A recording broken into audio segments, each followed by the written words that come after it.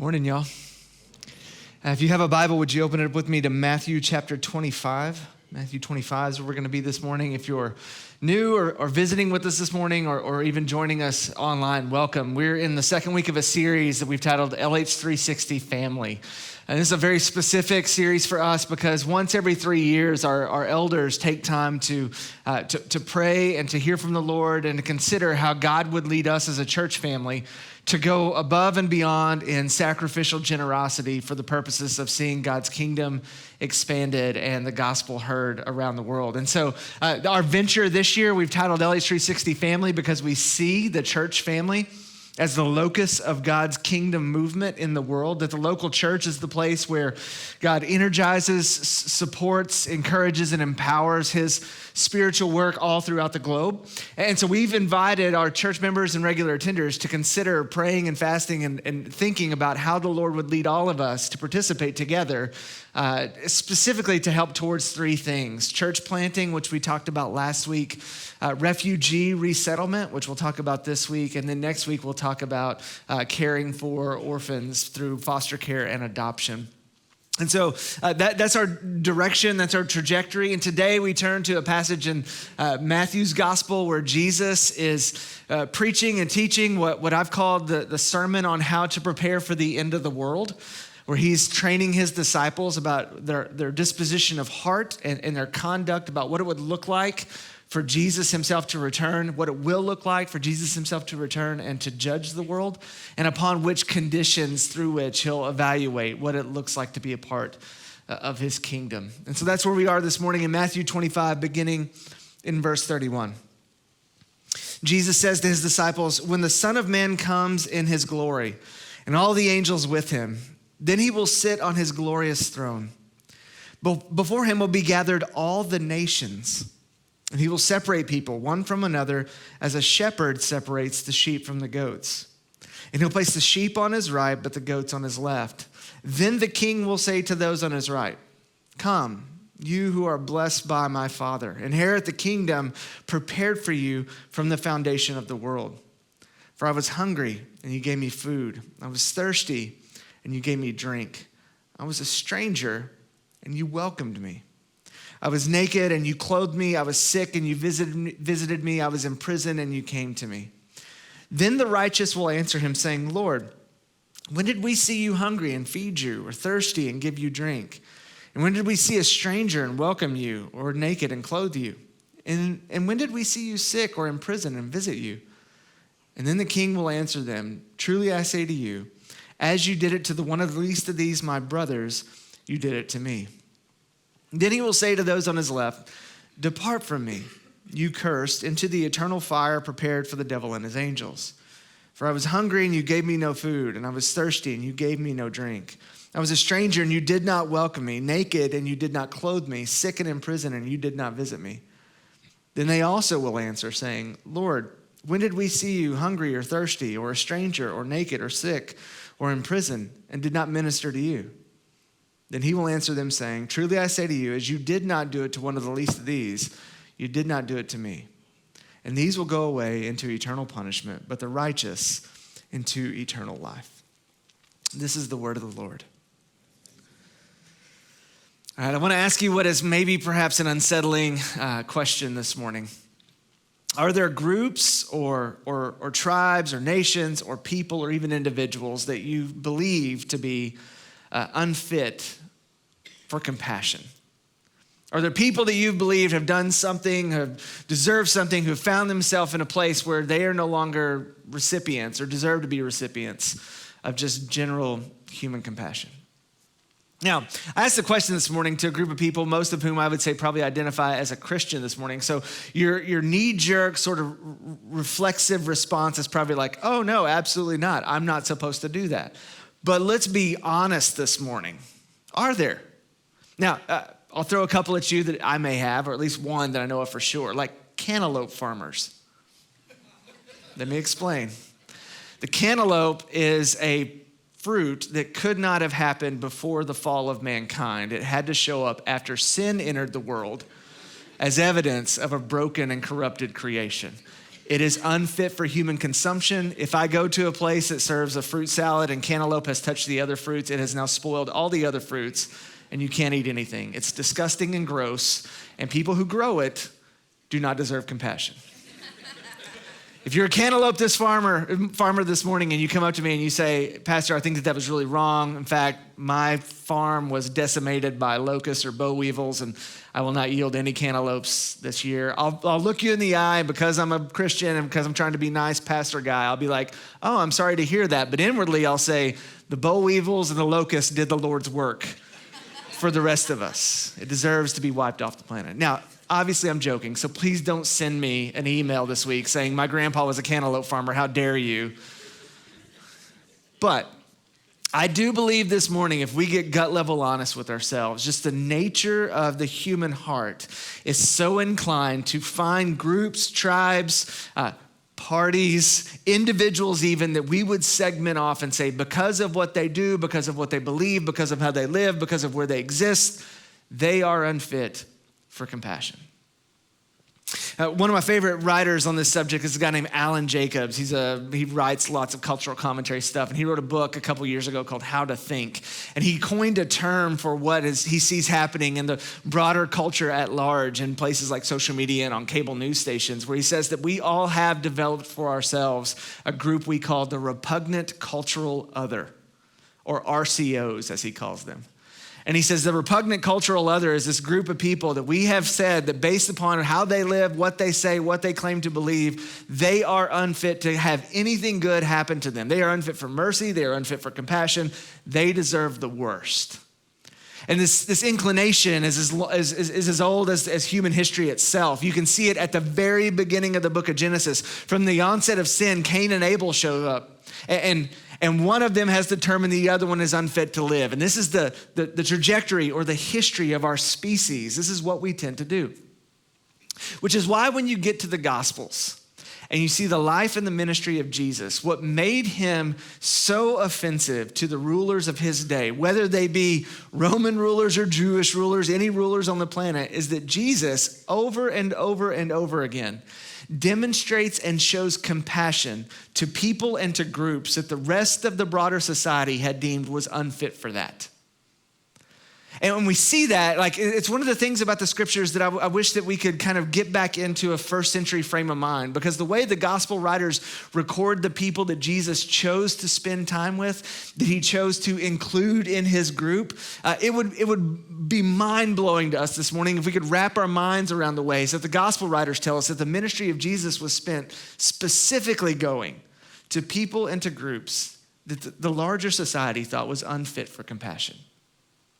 So we see included in the ranks of his disciples zealots and Pharisees and tax collectors, groups that the broader culture would have looked at and said, I don't know what good people are, but I know it's not those types of people. We see Jesus' ministry going to people like the woman at the well, who has a scandalous past in her life with various relationships and husbands. We see him going to people born blind, to people who were born deaf, people for whom the broader culture had said, if God loved them and they weren't cursed, they wouldn't have been born that way. We see Jesus interacting and intersecting over and over and over again with compassion towards these particular groups. And it's striking in Matthew's gospel. We studied Matthew's gospel here at Living Hope for about 1.5 or 2 years, just here recently. And it struck me as I read through it and preached through the Gospel of Matthew. Matthew uses a word to describe the disposition of Jesus towards these people and groups all over his gospel. The word is often translated compassion. It's a Greek word that's really big and kind of weighty. Splanchnizomai is, I think, how you pronounce it. And it means the state of the gut that Jesus had in his being, in his soul, his heart, his guts were pointed towards particular people in a way that showed them this immense amount of feeling and empathy. We saw it with the woman at Nain, where Jesus saw the widow at Nain and had compassion on her, it says. We see it when Jesus interacts with various people born blind and crippled and lame, where Jesus has compassion on them, splanchnizomai. We see it when Jesus looks at Jerusalem. And he says, oh, Jerusalem, Jerusalem, how I long to gather you under my wings. And it says, seeing them, he had compassion on them. And so when we get to the end of his gospel, of Matthew's gospel here, it's striking that when Jesus is teaching his disciples what it means to reflect him into the world, what it means to demonstrate his character and his nature for the world.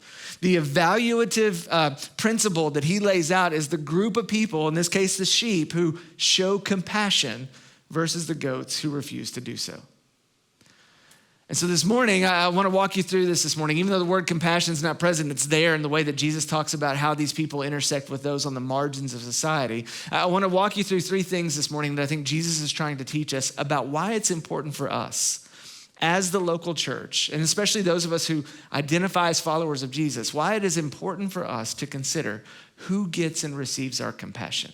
Why are we doing something like LH360 family, where we're asking anyone who considers this to be a part of this church, to be a part of their life, to pray and to consider, how would the Lord ask us to somehow inconvenience ourselves for a people who just simply need to see compassion, especially in this case today, those who are refugees.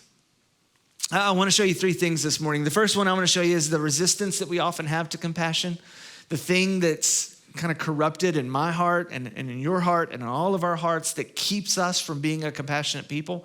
Where does our resistance to compassion come from? Who are the recipients of compassion? Let's put these people in some categories so that we can see explicitly who Jesus is talking about who we should show compassion to. And then finally this morning, I want to show you where your resource for compassion should come from. How this thing that we're all lacking can show up in an increasing fashion if we would just tap into it. There it is, the resistance to compassion, the recipients of compassion, and then finally our resources for compassion. Let's jump in. First off, let's look at the resistance to compassion. And I want to do this by drawing your attention to verse 44. All right, so if you walked with us through the reading of the text this morning, Jesus essentially says, on that day, there's the day of judgment, this crescendo of all time, when the king returns. That's who Jesus is self-identifying as, the king of all things. He's going to summon all the nations. It's Jew and Gentile. It's every nation state throughout history, I believe, every ethnos, every people group. They're going to be summoned in a hearing to come before the king, and Jesus is going to separate the two groups like a shepherd does, Matthew says, a metaphor, amongst sheep and goats. And the sheep will be on his left, and they will receive righteousness and blessing. We'll talk about that in just a second. But the goats will receive condemnation. Jesus says they'll be cast into the eternal fire that is prepared for the devil and his angels. But it's interesting in verse 44, because when Jesus tells these people who have been cast away from him that they're not going to inherit this kingdom because they refuse to do certain things like clothe the naked, feed the hungry, give drink to the thirsty, visit the sick or the imprisoned, or care for the stranger and welcome them, they respond, well, when did we see you? Their response is very telling. There's a lot bound up in it. They're like, hey, Jesus, if we would have known it was you, we wouldn't be on trial today. Had we known that when we were neglecting those people, it was you we were neglecting, then this wouldn't be the case for us.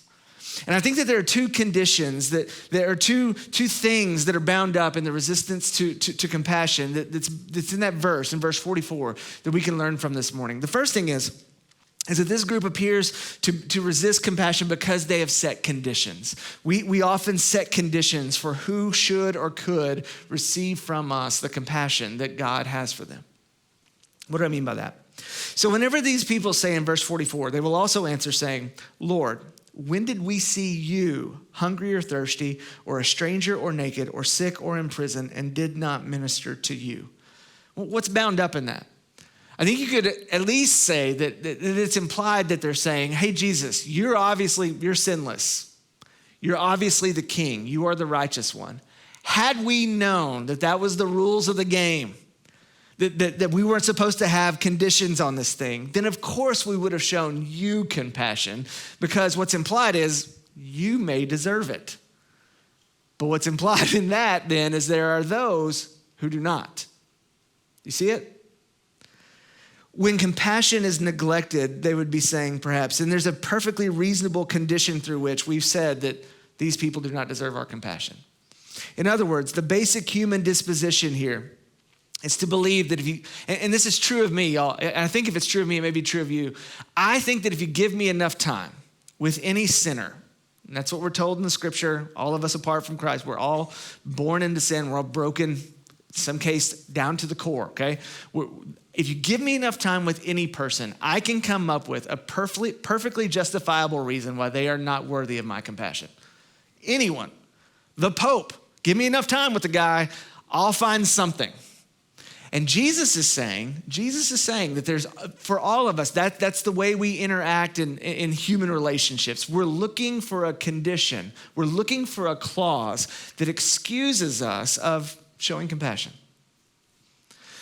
Now, you may not believe me, you may not want to go with me there, but I just think that it's bound up in the way that these people answer Jesus' question, the way that they say, hey, Lord, when did we see you? And part of the reason why I believe that is that whenever Jesus rattles off the list of things that qualifies the righteous to inherit the kingdom, he says, I was in prison and you visited me. I was sick and you visited me. I was hungry and you fed me. The list is kind of long and lengthy. And then when the righteous respond, they say, Jesus, when did we go to prison and visit you? They recite it back to Jesus in the way that he says. And then when Jesus brings the charges against the unrighteous, he gives the list the same way. But to just catch the way that these people rattle off the list. It's just the bare bones, like here are the things that Jesus said that we didn't apparently clue into. They shorten the list, they condense it down. They say, okay, well, when we see you hungry or thirsty or a stranger or naked or sick or in prison? Like, there's the list. When did we fail to live up to these standards? It may sound weird, but it reminds me of a Saturday Night Live bit. Some of y'all will maybe remember this if you grew up watching that show like I did, but Steve Martin had a bit, I think back like in the early 80s, where it was during the holidays, and he said, if I had one wish this holiday season, do you remember this? If I had one wish this holiday season, it would be for all the children of the world to hold hands and to sing in harmony and peace. And if I had two wishes, the first wish would be for all the kids to hold hands and sing in peace and harmony. The second wish would be for me to receive $30 million a month, tax-free. And if I had three wishes this holiday season, the first wish would be, and this is where it happens, that stuff about the kids. And then I would receive 30 million. And he goes into, the longer the list gets, the less mention the kids get, and the more he wants to make sure his ends are tied up. That's what the unrighteous do here. When Jesus says, here's all the things. I was hungry and you fed me. I was thirsty and you gave me something to drink. And they say, Lord, when was it hungry, thirsty, prison, all that stuff? When did we not do that stuff? When did we not fulfill the conditions? So this morning, I just simply want to ask you a question. When you think about compassion, do you first think about whether or not someone is deserving of it, fit for it, or whether or not this is just simply what it means to follow Jesus in faith? What conditions do you set for recipients of compassion? And please don't mishear me this morning. Please don't believe that I'm advocating for completely indiscriminate, unvetted charity of any sort. It's not what I'm saying. What I'm saying is believers and followers of Jesus, according to how he lines this out in the judgment at the end of all time, enter into human interactions with a disposition towards showing compassion, not towards building a case and conditions for which they have clauses why someone should not receive their compassion. That's the difference. The second reason may be implied as well. I think one of the other resistance that we have to compassion that shows up in verse 44 is that sometimes we just want credit for it. We just want to be credited for being compassionate people. We'll show it if we know that it will get something for us in the end. Implied in this rebuttal is a desire for credit for the charity of the people who said to Jesus, hey, if we would have known that, if we didn't know it was you, we would have acted differently. In other words, if our compassion opens doors for us, if our compassion builds up a reputation for us as being a compassionate people, if our compassion gets us some sort of accolades, we get a plaque on the building, we get our name mentioned in the paper, if we get something for the compassion, even this, if at least the person I give compassion to is grateful for it, then I'll give it. And so what can happen if we're not careful then is that we put this resistance in place towards compassion because we want something for being the type of people that Jesus has made us to be. In other words, we've turned compassion into a transactional relationship, which makes it not compassion. This is why Jesus would say in the Sermon on the Mount when he's teaching his disciples about what it means to follow him into the world and embody his kingdom, he says, look, when you give, don't let your right hand know what your left hand is doing. Because there's a subtle thing in the human heart that will try to take credit for everything. So this morning, I just want to ask you again, because I asked it at the beginning and I want to put space in this sermon to consider it. Do you have groups of people that you feel are completely unfit for receiving compassion, mercy, love, grace, generosity from you?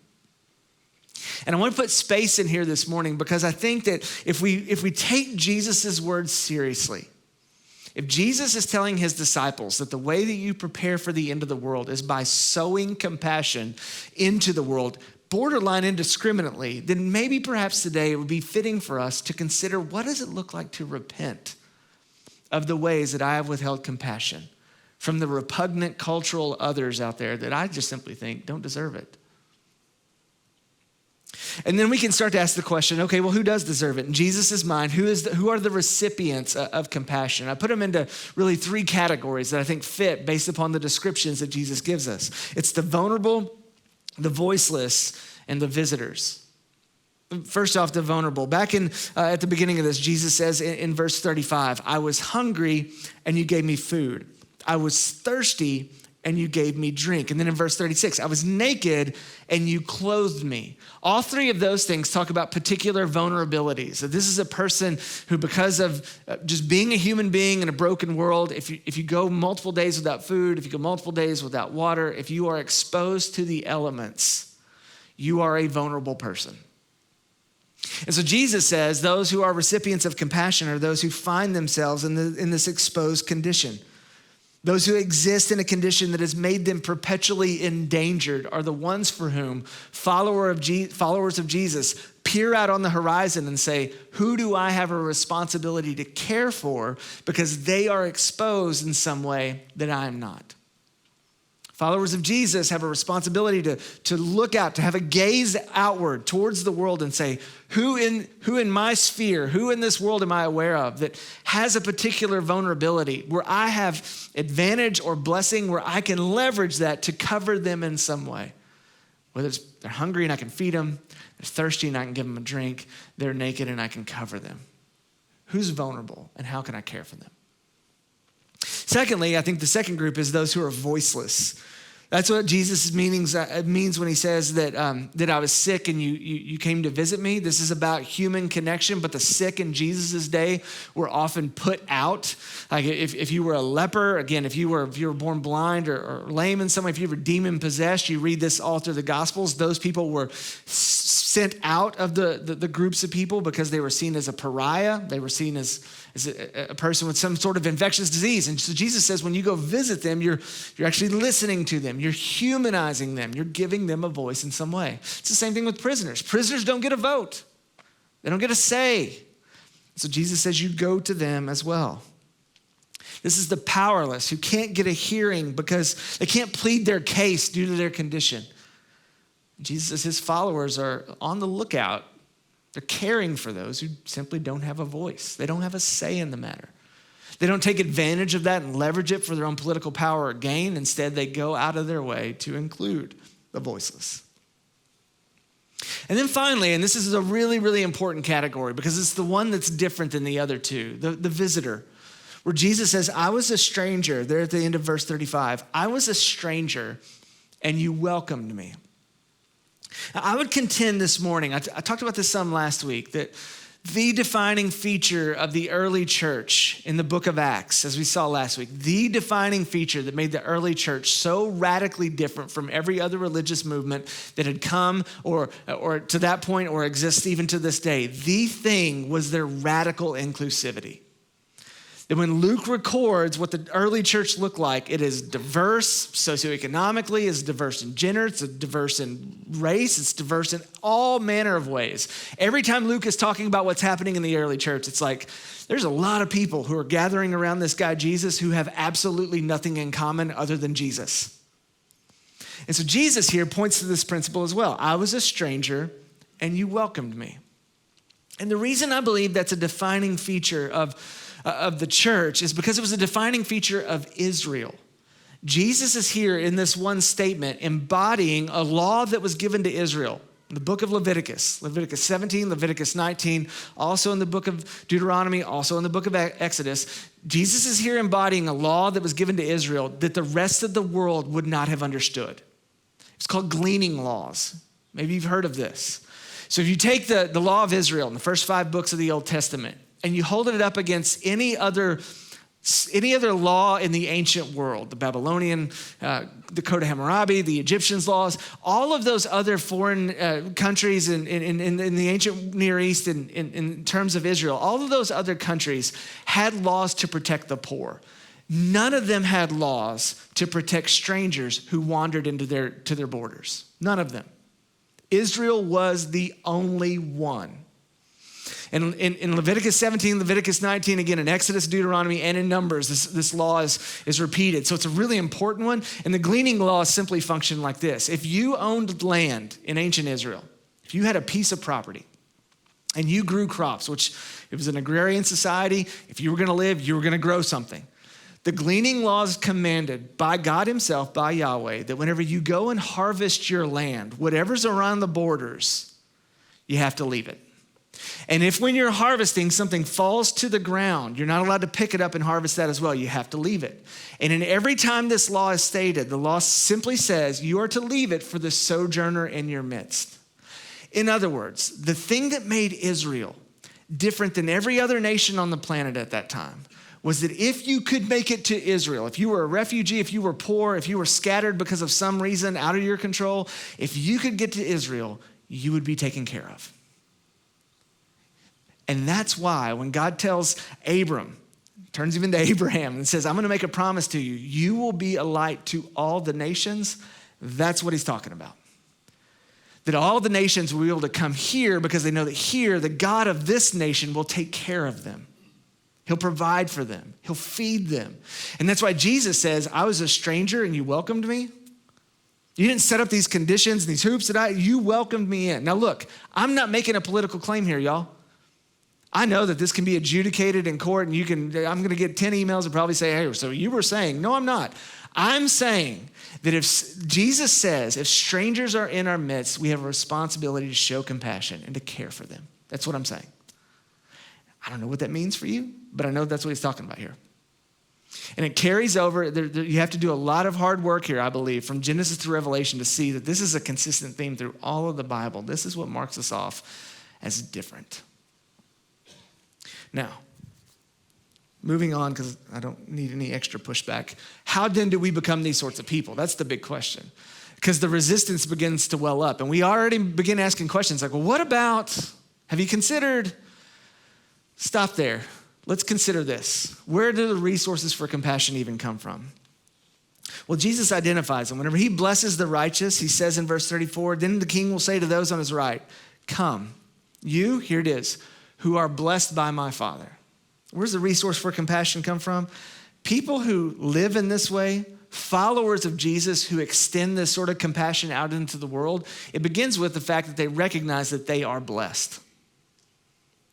In other words, the knowledge of God's blessing is essential for a life of compassion. I can be compassionate to others because God has been infinitely compassionate to me. This is why I believe Jesus' main object of pushback in his day and age were the religious leaders who were self-righteous, who felt that because they had jumped through certain hoops, they had a right to pick who they showed compassion to and who they didn't. Self-righteousness will always be a heinous offense to the calling of the people of God, because what it says is, God has not blessed me. I have earned the right to be this type of person. I have earned my state. I've pulled myself up by my bootstraps. I deserve to be able to discriminate between who gets compassion and who doesn't, because that's how I live. That's how I've worked. And if you've earned your right standing with God, then of course you should be able to determine who gets compassion and who doesn't. But the fundamental problem with that is that Jesus calls to himself in this passage all the nations, which means that if you're here this morning and you're not Jewish, you were a stranger. You were a foreigner to the covenant of God. There was no way prior to the coming of Christ, prior to his life, death, and resurrection, you would ever have gotten in. But you were a stranger, and he welcomed you. And that's why I believe, to the extent that we see that we have received the blessing of God in the person of Jesus, we will be a blessing to all nations. In other words, the primary indicator of our grasp of God's grace is how generous we are. It's why Paul tells the church in Corinth, if you can truly consider him, who though he was rich, he became poor for your sake, so that through his poverty you might become rich. If you can truly see that Jesus got our sin in the deal and we got his righteousness, then all of the conditions and the clauses that we want to put on who we get to be compassionate towards and who not, those begin to fall away. When you recognize you're blessed, you live this way. And you also receive your inheritance. That's what I love too. Jesus says, come you who are blessed by my Father, inherit the kingdom prepared for you from the foundation of the world. There's an inheritance that we have for us. It's not something we've earned. We don't get the kingdom because we've done the right things. We get the kingdom because we've believed and trusted in the right person. And it comes to us as an inheritance, as those adopted into the family of God. Practicing hospitality to strangers now is just a rehearsal act for the kingdom that we're going to inherit. A consistent trait of the family of God throughout the centuries has been being a hospitable people. Why? Because we were welcomed in. The table is set for us. We got what we did not deserve. Which should lead all of us, I think, to revel in our acceptance. That's what happens here whenever those who are righteous receive that blessing. Did you catch the blissful naivete of their response? Jesus, when did we do this? They're not keeping score. They're not, when Jesus says, hey, come into my kingdom, they're not like, oh, finally, someone noticed that I'm the compassionate one here. They say, whoa, me? I get in, but I didn't even do this to you. And he says, no, you did it to the least of these, which was unto me. So there's a calling here to revel in your acceptance, to believe that it's out of the goodness of God, out of the grace and mercy of God, that I have the ability to even be a resource to anyone on the margins. That's the way that we are compelled to exercise this radical inclusivity that God has for all nations, because he was even willing to welcome in someone like me. I pray that it begins today. I pray that like the righteous in Jesus' story, we're completely enthralled with his grace. That's the only way we become a generous people in the world, the only way. Father, would you help us this morning? Lay aside all the conditions that we have, all the clauses that we place on who receives our compassion, our love, and our mercy, and instead see how much you've bestowed it upon us. How, because of your favor, because of the grace you've given us in Jesus, you've made us a people that we could not have been by our own power, might, or will. And then, Lord, would you allow us to extend that out into the world, specifically to those who are on the margins, specifically to the voiceless, to the hurting, and to visitors in our midst. Lord, would you be glorified in that? We ask it in Jesus' name. Amen.